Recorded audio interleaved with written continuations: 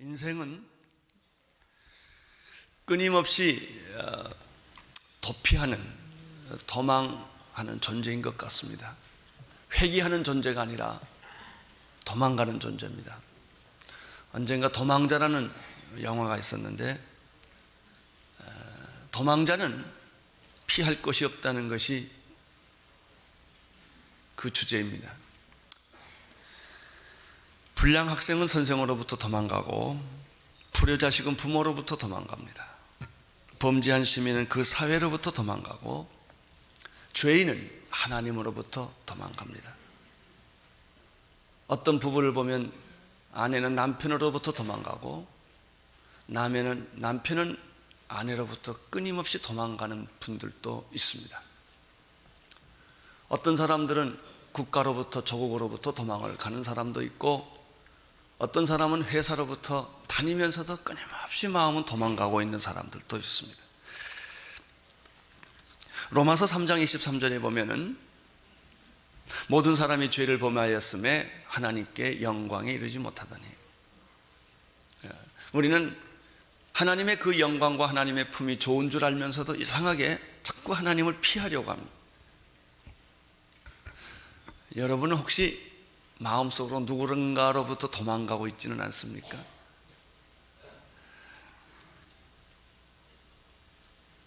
야곱의 인생이 한마디로 이랬습니다. 야곱은 이상하게 끊임없이 도망가는 사람이었습니다. 그가 14년 전에 아버지를 속이고 형 에서를 사기친 이후에 가정의 집에 있을 수가 없어서 그 정든 땅, 그 고향을 떠나 그는 본의 아니게 도망가는 사람이 됩니다. 도망가는 사람은 기막히고 고통스럽고 고독하고 외롭습니다. 그동안 외삼촌 라반의 집에서 4 여자를 얻게 되었고 11명의 아들과 한 딸을 얻게 됩니다. 가정을 가졌지만 그는 도망갑니다. 먹고 살지만 그는 도망갑니다. 그동안 14년 동안 야곱은 도망자로서 꾹 참고 살아옵니다. 도망자의 특징 중에 하나는 꾹 참고 있다는 거예요. 그리고 도망자의 마음속에는 항상 돌아가야 된다라고 하는 게 있습니다. 인간은 언제 행복한가? 하나님으로부터 도망갈 때 행복한 것이 아니라 하나님에게로 돌아올 때 행복합니다. 도망가는 삶은 불행한 삶이에요. 이제 도망가는 삶이 끝나고 이제 정말 돌아오는 삶, 안식하는 삶이 축복입니다. 나는 여러분들이 마음에서 누구로부터 도망가는 것이 아니라 돌아가는 삶이 되기를 축원합니다. 돌아가서 안심하는, 발 뻗고 자는, 이 돌아가려면 한이 풀려야 하고 원한이 풀려야 합니다. 용서가 이루어져야만 돌아가게 되는 것입니다. 라반은 14년 만에 자기가 고향으로 돌아가야 되겠다고 하는 그 생각을 합니다. 아버지 집으로 돌아가야 되겠다고 생각을 합니다. 자기를 환영해 주는 사람이 없지만 그래도 그는 돌아가야 된다는 그런 생각을 합니다. 라반은 자기 딸을 잃을 것 같기도 하고 또 사위를 놓칠 것 같기도 하고, 그래서 결국 야곱을 떠나지 못하도록 붙잡습니다. 그 전까지는 고용인으로 야곱을 취급했는데 이제는 동업자로 야곱을 취급합니다. 이제 같이 동업합시다. 떠나지 마십시오 라고 자기 사위에게 이야기를 합니다. 야곱은 동의를 합니다. 그리고 장인과 계약을 합니다. 동업하기로 계약을 합니다. 정당한 방법으로 계약을 합니다. 하나님이 야곱을 축복해 주셔서 야곱은 갑부가 됩니다. 놀랍게도 하나님이 야곱을 축복해 주셔서 큰 부자가 됩니다. 나는 여러분들이 하나님이 축복해 주셔서 다 큰 부자가 되기를 바랍니다. 부자 되는 것은 하나님의 손길이 필요합니다. 내 노력도 있지만 하나님이 도와주셔야만 이런 일들이 풀립니다. 자, 1절을 보십시오. 1절부터 시작하겠습니다. 시작.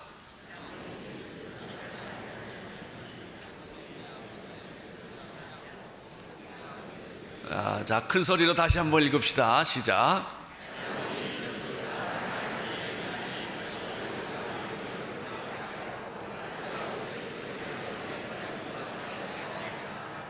우리가 다 부자 되기를 원하는데 부자 되면 문제 있는 거 아십니까? 돈 없을 때는 사람들이 날 괴롭히지 않습니다. 근데 뭐 좀 돈이 생기고 부자가 되고 유명해지면 사람들이 자기를 괴롭히기 시작합니다. 야곱의 경우도 마찬가지였습니다.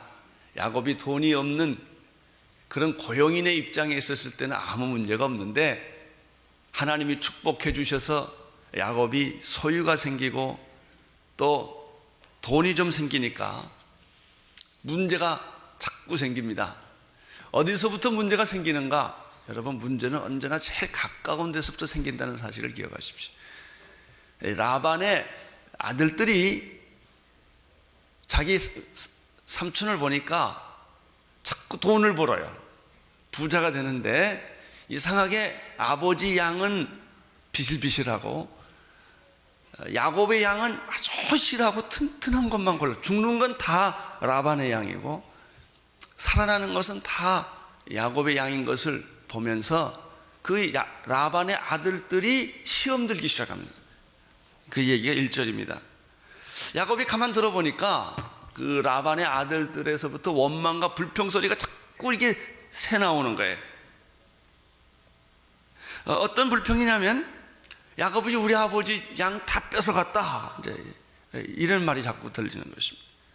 또 두 번째는 야곱이 저렇게 부자 된 건 우리 아버지 덕분이다.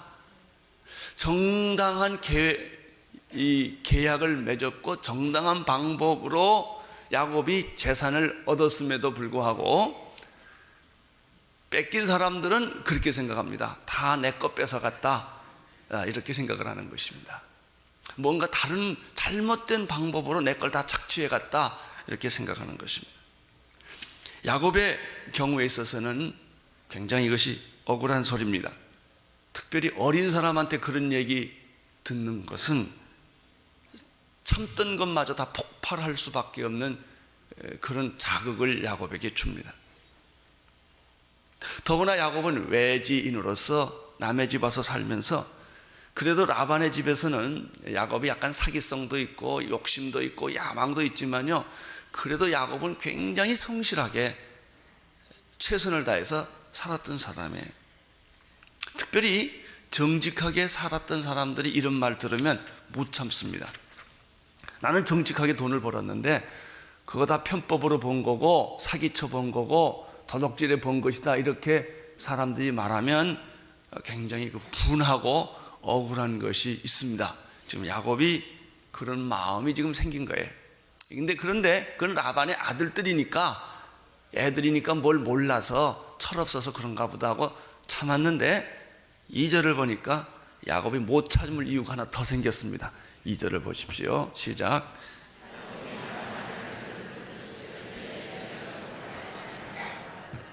야곱의 아들들만 그러는 것이 아니라 야곱의 얼굴 색깔이 자꾸 변하고 자기를 태하는 태도가 자꾸 달라진 것을 보게 됩니다. 야곱은 생각합니다. 이제는 더 이상 못 참겠다.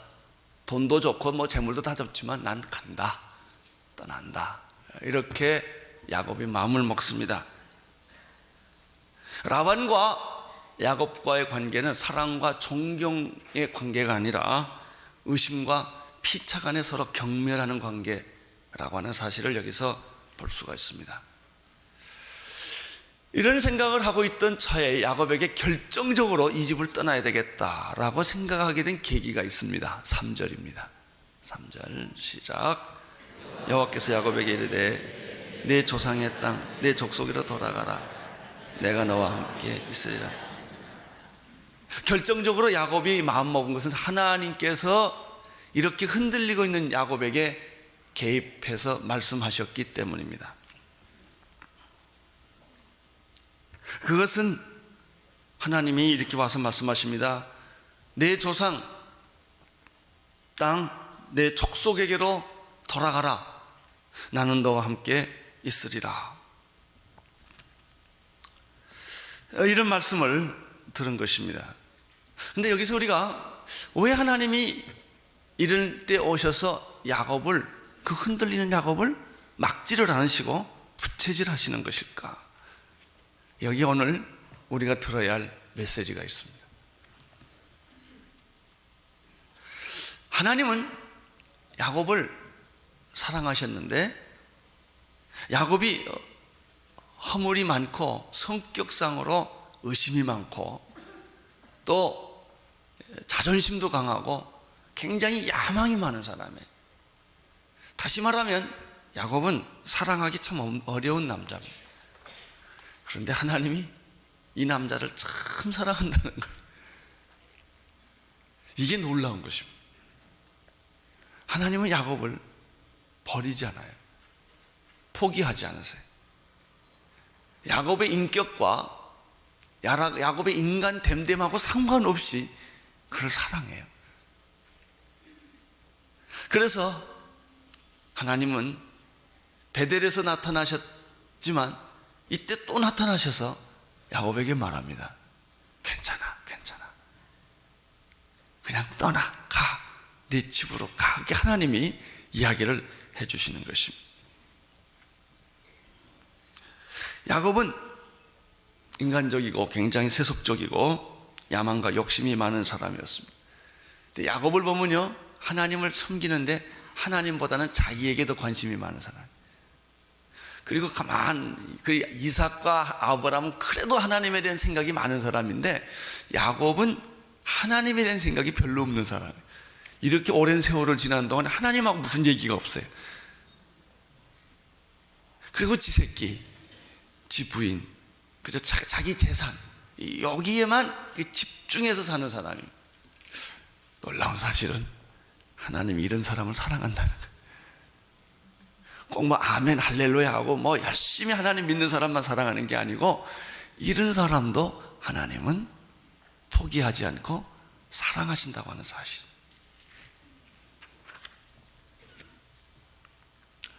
그리고 그러면 왜 야곱에게 하나님은 이렇게 고난을 특별히 많이 주시는가?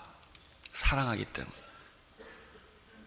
하나님은 야곱을 반드시 고치고 싶었어요. 축복해 주시고 싶었어요. 그래서 그를 고난의 언덕에 내려떨어뜨립니다. 그리고 야곱이 변할 때까지 하나님은 기다리세요. 근데 하나님이 더 중요한 게 있습니다. 중간중간 체크한다는 거예요. 그냥 놔두면 완전히 잊어버릴 것 같아서 야곱이 흔들릴만 하면 턱 가서 이야기를 해요. 아브라함도 마찬가지. 지금 이 시간도 하나님이 야곱이 지금 어떻게 할까 고민하고 있을 때 개입하셔서 하나님이 말씀하세요. 너는 내 고향으로 돌아가라. 너는 그 조상의 땅으로 돌아가라 라고 말씀을 합니다. 야곱은 욕심도 많았지만 겁도 많아요. 되게 욕심 많은 사람이 겁이 많습니다. 그래서 모험을 하면서도 두려움이 있어요. 그걸 아시고 하나님이 야곱아 두려워 말라. 너는 나한테 잘한 게 별거 없지만 나는 너를 끝까지 도와줄 것이다 라고 야곱에게 이야기를 합니다. 4절 5절을 보십시오. 시작. 야곱이 보내어 라헬과 레아를 자기 양떼 있는 들로 불러다가 그들에게 이르되 내가 그대들의 아버지의 안색을 본즉 내게 대하여 전과 같이 아니하는도다. 그러할지라도 내 아버지 하나님 나와 함께 계셨습니다. 결국 야곱은 자기의 두 아내, 이 두 아내는 야곱 라반의 두 딸입니다.를 불러내서 자기가 가졌던 그동안의 고민도 얘기하고 있었던 일들을 자초지종 이야기를 합니다. 이야기 내용은 이것입니다.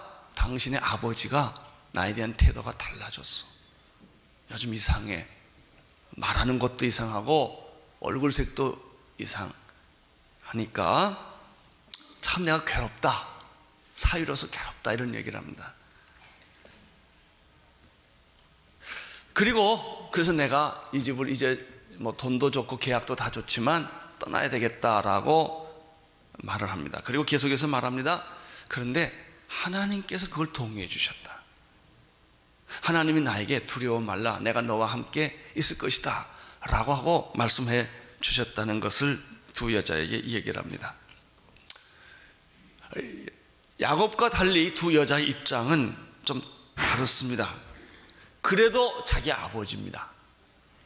여러분, 누가 아무리 자기 아버지가 잘못했어도 자기 아버지를 비난하는 남편을 좋아할 까닭이 있겠습니까? 지금 자기 남편은 자기 아버지를 지금 비난하고 비판하고 지금 나는 이 집을 떠나야 되겠다고 말을 하니까 아무리 옳은 얘기라도 딸들의 입장에서는 듣기가 싫었을 것입니다. 그래서 아마 두 딸들은 처음에는 야곱의 이야기를 반대하고 야곱을 설득하려 했던 것 같습니다. 6절, 7절을 보십시오. 시작. 그대들도 알거니와 내가 힘을 다하여 그대의 아버지는 성격근을 그대의 아버지가 나를 속여 품삯은 10번이나 번역하였느니라. 그러나 하나님께서 그를 금하사 나를 해치지 못하게 하셨으며. 야곱은 두 아내를, 자기 아내를 설득하기 시작합니다. 자신이 얼마나 당신에게 아버지, 자기 장인이죠, 이 집에서 내가 얼마나 충성한 거 당신들이 잘 알지 않냐. 쉽게 말하면 정말 뼈 빠지게 일했다는 것이죠. 그리고 내가 제대로 품삯도 받지 않고 일하지 않았느냐. 그리고 그 후에 다시 장인하고 계약해서 품삯을 받기로 했는데, 봐라, 당신 아버지가 장인이 품삯을 10번이나 바꾸지 않았냐. 그러니까 라반이 참 대단한 사람 같아. 계약해놓고 살짝 바꾼 게 10번이 넘는 거예요. 이렇게 바꾸고 저렇게 바꾸고. 그 야곱에게 굉장히 이게 상처가 됐던 것 같습니다. 8절, 9절을 보시겠습니다. 시작.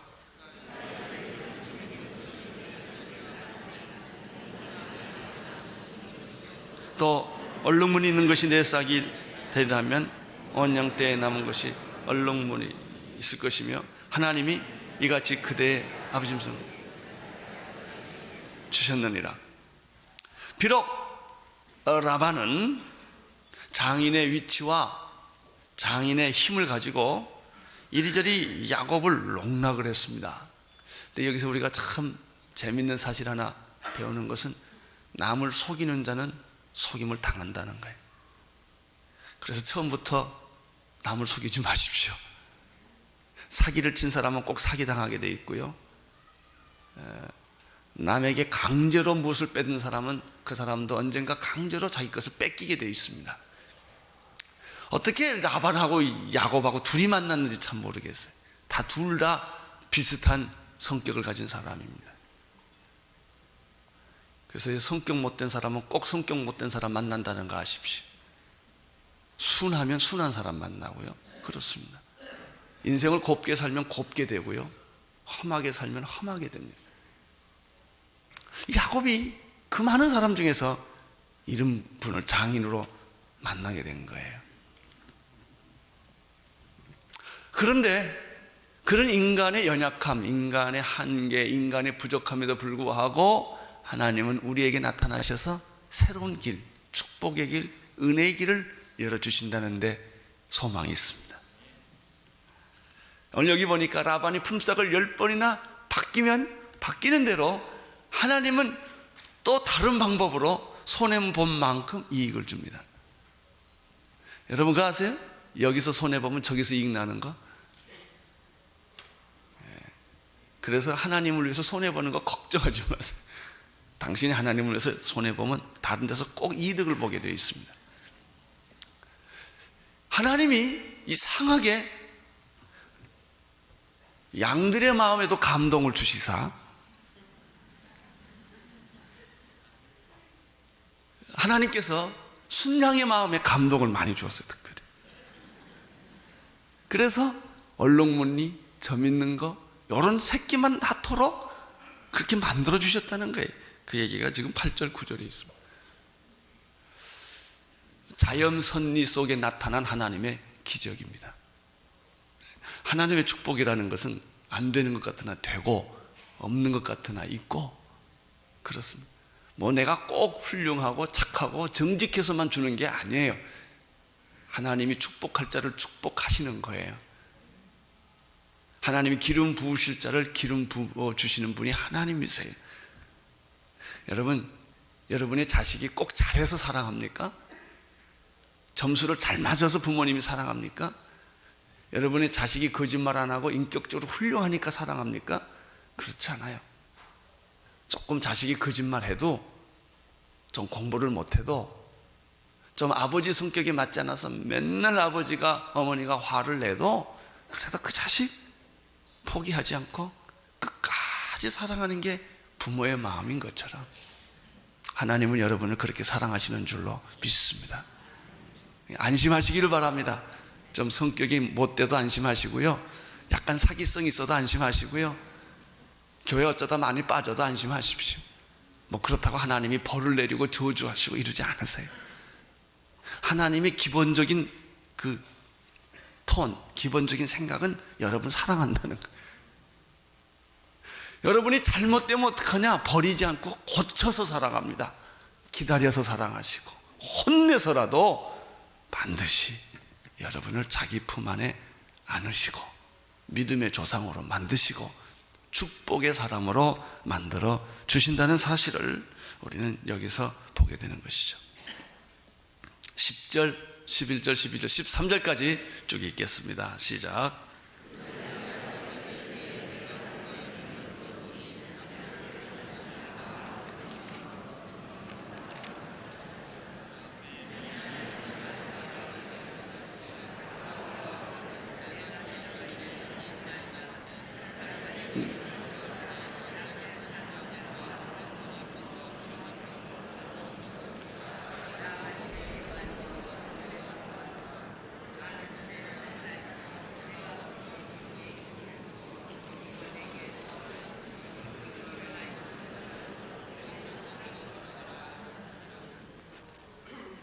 여기서는 하나님이 어떻게 개입하셨는지, 야곱의 사건에 어떻게 개입하셨는지, 야곱이 억울한 일을 당했을 때 어떻게 개입하셨는지, 두 번째는 하나님이 왜 개입하셨는지를 설명하고 있습니다.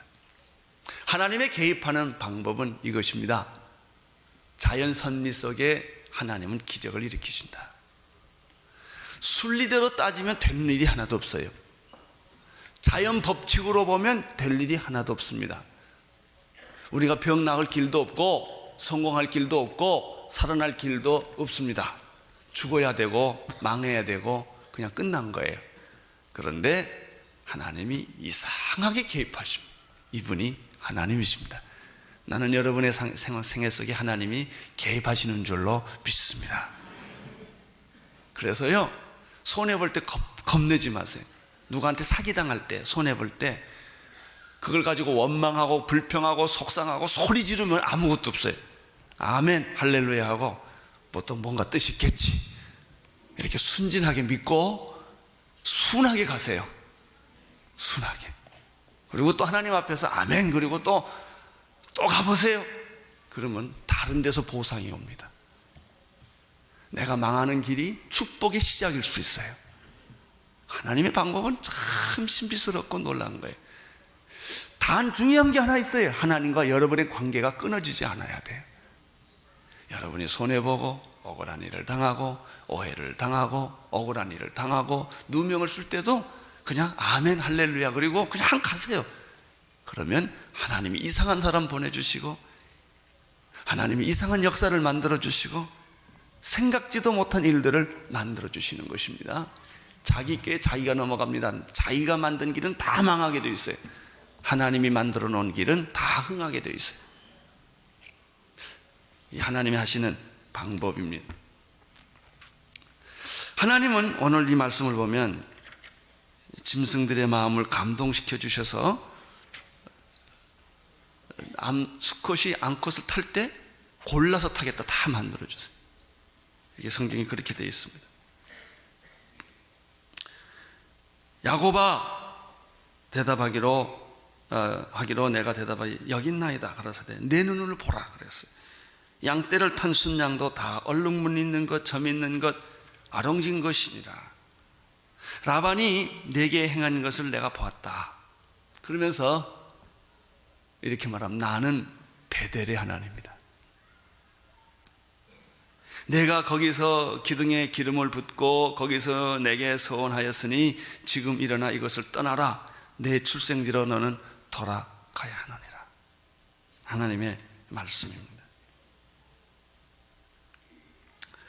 라반은 야곱을 속이려고 했지만 하나님은 변상해 주셨습니다.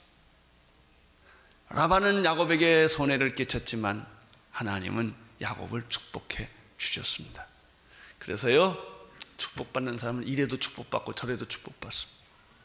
되는 사람은 이래도 되고 저래도 됩니다. 안 되는 사람은 이래도 안 되고 저래도 안 됩니다. 나는 여러분들에게 정말 이 하나님의 오묘한 사랑과 축복이 여러분에게 임하기를 축원합니다.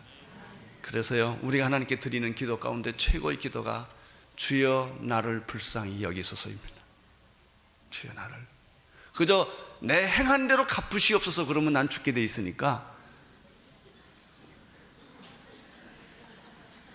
내가 행한 게 없으니까 그게 아니고 주님 나를 봐주십시오. 불쌍히 여겨주십시오. 그래서 그래 하나님이 너를 봐주신 것처럼 너도 다른 사람 뭐하라? 봐줘라. 이게 다른 사람 다 봐줘라. 당신이 다른 사람 다 봐주면 하나님도 너 봐준다. 그게 내가 다른 사람의 죄를 용서하는 것 같이 내 죄를 용서하게 하옵소서. 내가 다른 사람을 긍휼히 여기면 하나님도 나를 긍휼히 여기신다. 오늘 나는 여러분들의 마음이 다 풀어지기를 축원합니다. 다 봐주세요. 넘어가십시오. 그러면 손해보기를 결정하십시오. 손해볼 때 억울한 일을 당할 때 소리 지르고 분하다 그러지 마십시오. 아멘 할렐루야 그리고 또 가십시오. 하나님을 그냥 섬기십시오. 그러면 하나님의 기적 같은 축복과 은혜가 어딘가 골고루 숨어 있다가 이게 자꾸 터져 나온다는 거예요. 이걸 경험하는 걸 가리켜 믿음의 체험이라고 그래요. 믿음의 체험. 그러면 하나님은 왜 야곱에게 이렇게 은혜를 베풀어 주시는가? 사랑하는 성도 여러분, 지금은 은혜 받을 만한 때요 구원의 날이로다. 여러분이 그렇게 사모하셔야 돼요. 하나님, 나는 은혜 속에 살기를 원합니다. 내 율법 속에 살기를 원하지 않고 내 남은 여생이 이제는 정말 하나님이 주시는 그 은혜와 축복 속에서 내 인위적으로 노력해서 내가 고생해서 만들어가는 일이 아니라 하나님이 주신 그 은혜를 경험하고 살게 되기를 원합니다. 이 야곱의 생애가 이것을 기점으로 해서 이전과 이후가 달라져요. 지금까지는 한 여자를 위해서 7년, 또 한 여자를 위해서 7년, 라반을 위해서 또 7년, 그 20년을 지금 이렇게 고생하고 살아요. 그러고 나서 얻어진 결론은 뭐예요? 야곱에게는 원망과 불평과 한밖에 없어요. 자기 부인한테 하는 얘기 보셨어요? 또 자기 라반한테 대드는 거 보셨어요? 내가 당신한테 이렇게 했지만 나는 집 한 칸 없지 않느냐, 뭐 나를 속였지 않았느냐, 뭐 이런 게 꽉 차 있었어요, 야곱. 근데 그건 사실일까 아닐까요? 사실이에요. 그러나 야곱은 이제 새로운 경험을 합니다. 자기가 그렇게 불평하고 원망하고 애쓰고 뭐 그래서 얻어지는 게 별로 없다는 거예요. 야곱은 마음을 이제 조금씩 바꾸기를 시작합니다. 모든 게 하나님의 은혜구나. 하나님의 음성이 나타납니다. 야곱아, 걱정하지 마라. 내가 너를 개런티한다. 내가 너를 사랑한다. 너 기억하느냐? 너 집에서 도망가던 날 너희 아버지 집에서 도망가고 너 형을 피해서 도망가던 날 내가 정처 없이 떠돌아다니다가 해질 때 어느 들판에서 너 돌베개 베고 자던 일이 있었지 않니? 하나님이 그걸 생각나게 해주는 거야. 그리고 네가 꿈에 사닥다리를 보고 나를 보지 않았느냐? 내가 그때 너에게 무슨 말을 했느냐? 그게 창세기 28장 13절, 14절, 15절 이런 말이 나와요. 야곱이 기막힌 절망 속에 있을 때 하나님이 나타납니다. 나는 내 조부 아브라함의 하나님이요 이삭의 하나님이라. 너 누운 땅을 내가 너와 내 자손에게 주리니 내 자손이 땅의 티끌같이 되어서 동서남북에 변방할지며 땅의 모든 족속이 너와 내 자손을 인하여 복을 얻으리라. 내가 너와 함께 있어 내가 어디로 가든지 너를 지키며 너를 이끌어 이 땅으로 돌아오게 할지라. 내가 내게 허락한 것을 다 이루기까지 나는 너를 떠나지 아니하리라. 하나님은 우리를 왜 사랑하는 줄 아세요? 하나님이 하신 말 때문에 사랑해. 하나님 어떤 말을 했어요? 내가 무조건 너를 축복해 주리라. 내가 무조건 너를 사랑하기 때문에. 내가 무슨 도덕적으로 훌륭하고 윤리적으로 훌륭하고 네가 구제사업 많이 하고 뭐 착한 일 많이 하기 때문에 내가 너를 사랑하는 것이 아니라, 지금 이 장면은요, 야곱이 가장 외롭고 힘들고 고독하고 절망적일 때 하나님이 나타나서 말을 했어요. 나는 네 하나님이 될 거다. 내가 너를 축복해 줄 것이다.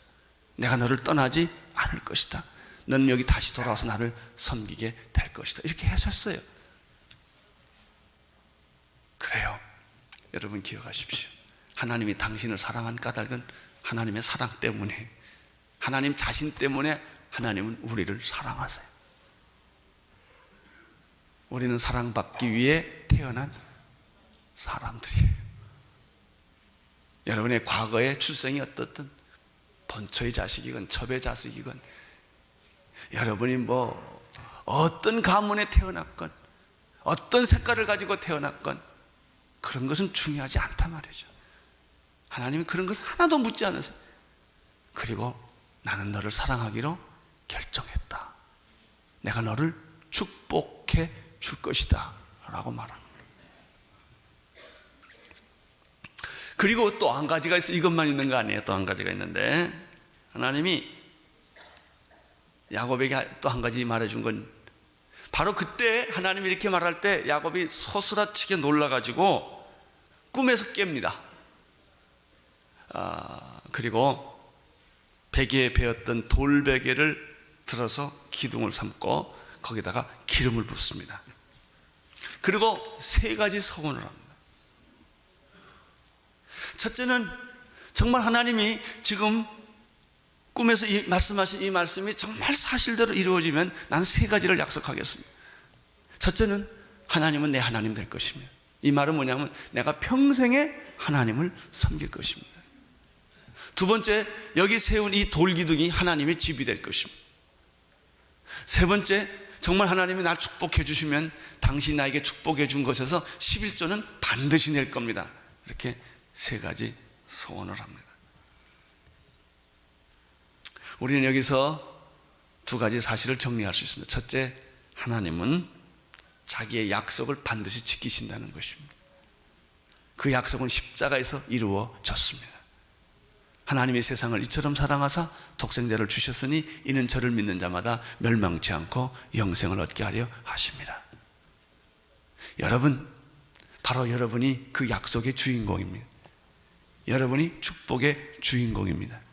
그래서 100년 전에 이 땅이 캄캄하고 어둡던 하나님하고 이스라엘하고 약속하고는 아무 상관이 없던 이 민족, 우리에게는 무당과 불교와 유교와 정말 하나님 없는 것들로만 이 땅에 가득 찼던 이 땅에, 생각해 보세요. 그 선교사들이 무슨 맘 먹고 여기를 왔겠어요? 그들이 와서 왜 순교의 피를 흘렸겠어요? 그리고 짧은 100년 동안에 이처럼 기적 같은 복음의 번식이 일어나서 나까지 예수 믿게 됐겠어요? 당신이 예수 믿고 이 자리에 앉아 있는 걸 보면 확실한 것이 있습니다. 하나님이 당신을 사랑했다는 거예요. 당신이 좀 예수를 얼렁뚱땅 믿고 뭐 적당히 믿고 그렇게 살아왔다 할지라도, 실수로 교회 왔다 할지라도 하나님은 실수하지 않으셨다. 하나님은 당신을 사랑하셨다. 바로 이런 증거입니다. 하나님 당신을 사랑하셨습니다. 축복하기를 원하셨다는 거예요. 또 한 가지가 있습니다. 하나님은 누구든지 여러분이 예수 믿을 때, 하나님 믿을 때 약속하길 꼭 해요. 이게 이상합니다. 정신없이 약속해요. 약속해놓고 후회하고 늘 그러지만, 그래도 어떤 때 해요. 이렇게 약속을 한다. 이렇게 하겠다고. 그걸 하나님이 꼭 지켜보고 있다는 거예요. 야곱이 3가지 약속했어요. 나는 죽을 때까지 평생 동안 하나님 섬길 것입니다. 2번째, 이 집은 하나님 집 될 겁니다. 3번째, 나 11조 바칠 겁니다. 이랬다고요. 근데 그 약속을 하나님이 반드시 찾으세요. 혹시 여러분 가운데 중학교, 고등학교 때 어떻게 우연히 부흥회 갔다 끌려가지고 감동받고 선교사 되기로 한 사람 되시기를 바랍니다. 그거 까먹지 마세요. 하나님은 소원을 기억하고 계세요. 당신이 가난한 자 돕겠다고 그러면 도우세요. 에이, 그때 목사님 그냥 감동을 받아서 잠깐 내가 이렇게 헷갈렸습니다. 이렇게 말하지 마세요. 하나님이 2가지를 하세요. 자기가 한 약속도 지키시고 당신이 소원한 것도 지키시길 원하세요. 이게 축복의 비밀이에요. 하나님은 자기가 한 약속은 반드시 지키십니다. 내가 약속 위반해도 하나님은 지키십니다. 당신 축복해 주십니다. 그러나 하나님이 나에게 요구하는 게 있어요. 내가 약속한 것도 지켜라 이거예요.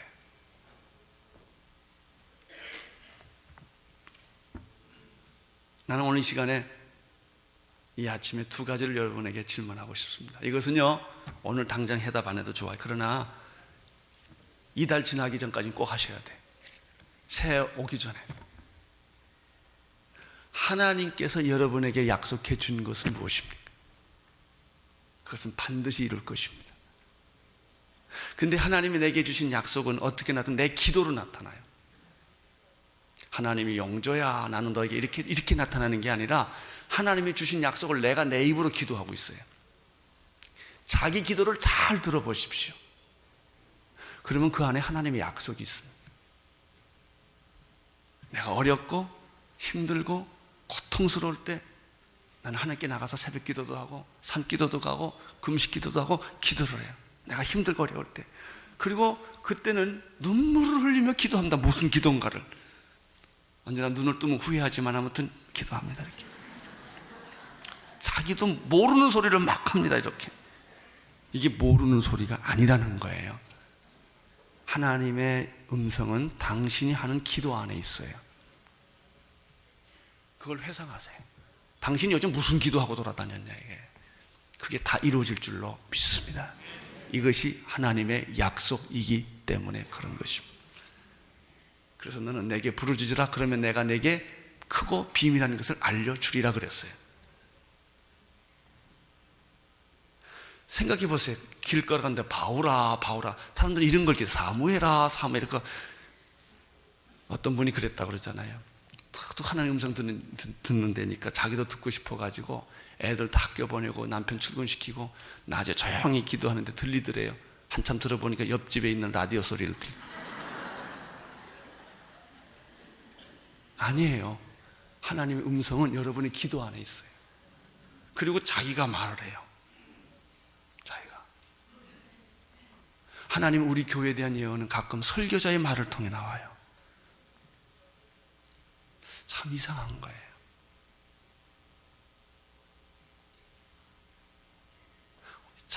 다시 여러분의 기도를 회상해 보십시오.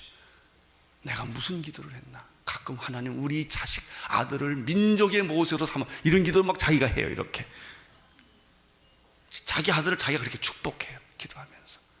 예? 자기 남편을 축복해요. 그대로 될 줄로 믿습니다. 왜? 하나님의 음성은 여러분의 기도를 통하여 하게 하시기 때문에. 선교사로 갈 사람들은 가세요. 하나님께 약속한 거 다 지키세요. 여기 2번째, 내가 내 서원을 기억하고 있다고 그랬어요. 서원. 하나님께 약속한 것은 지켜라 이거예요. 이것이 축복의 비밀입니다. 14절, 15절, 16절을 읽어주십시오. 시작.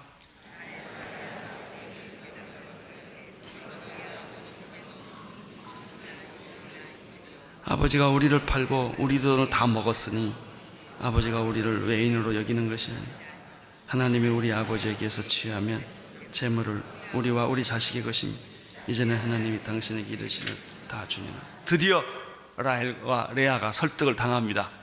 그리고 야곱의 계획에 동의를 합니다. 이제 드디어 야곱은 부인의 동의를 얻었기 때문에 라반의 집에서 떠납니다. 도망을 가는데 어떻게 도망가느냐, 이것도 참 중요해요. 아니, 점잖게 말하고 떠나면 될걸. 이 야곱의 스타일은 항상 밤에 몰래 떠나는 스타일이에요. 이게 야곱의 운명이기도 하고 비극이기도 합니다. 17절부터 20절까지 쭉 읽으십시오. 시작.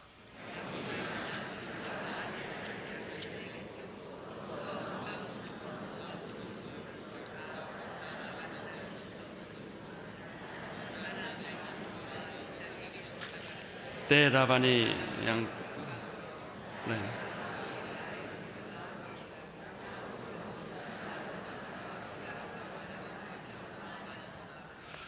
떠나는 게 예쁘지가 않아요. 딸도 예쁘지 않고 사위도 예쁘지가 않아요. 왜 이렇게 떠나는 게 예쁘지 않을까요? 떳떳지 못해서 그래요. 하나님을 믿었지만 확신 가운데 거하지 못하기 때문에. 이 마침은 예수님의 제자들이요, 3년 동안 예수님을 떠났지만 무능한 것과 똑같아요. 그들이 결정적으로 예수님의 제자가 된 것은 오순절날 경험한 이후부터예요. 야곱이 지금 하나님의 사랑을 이렇게 받고 있지만 아직도 활활 타는 나무가 아니라 연기 나는 진나무 같아. 주님을 따르면서도 떳떳지 못하고 자기가 옳은 일을 하면서도 어딘가 이렇게 부끄럽고 말이죠. 자꾸 사람 피하고 말이죠. 이런 모습이에요. 아니, 라반이 양떼를 몰고 가서 좀 기다리면 될 거 아니에요. 근데 야, 잘됐다, 라반이 없는 사이에 떠나자. 그러면 또 왜 떠났냐 그러면 당신이 없어서 떠났다 변명도 할 수 있지 않느냐. 야곱은 맨날 이런 식으로 생각하는 사람이에요. 그 딸도 그 남편의 그 아내예요. 아버지 걸 또 훔쳐가지고 또 이렇게 재산 될 거 좋은 건 다 훔쳐가지고 몰래 밤에 떠나요. 이게 야곱의 인생이에요. 저는 이 야곱을 보면서 우리 인생의 단면도가 아닌가 생각해요. 어딘가 좋은 일 하면서 떳떳지 못하고 하나님을 섬기면서도 한쪽으로는 고통스럽고 그러면서도 전체적으로 보면 하나님 앞에 가고 있고. 이제 야곱이 결정적으로 하나님 만나는 순간이 있어요. 그때까지는 이런 삶을 살아야 되는 거예요. 야곱은 또다시 도망자의 모습을 갑니다. 그러면서도 하나님은 그와 함께 있습니다. 사랑하는 성도 여러분, 한 해가 이제 기울어 갑니다. 한 역사가 기웁니다. 그리고 새 역사가 옵니다. 여러분은 어떻게 준비하시겠습니까? 정말 이제 하나님을 한번 만나보지 않겠습니까? 이제는 귀로만 듣더니 하나님을 눈으로 보시기를 바랍니다. 그냥 머리로만 믿었던 하나님이 이제는 마음으로, 가슴으로 믿어지고, 이제는 축복의 주변에서 살던 여러분들이 핵심으로 들어오기를 바랍니다.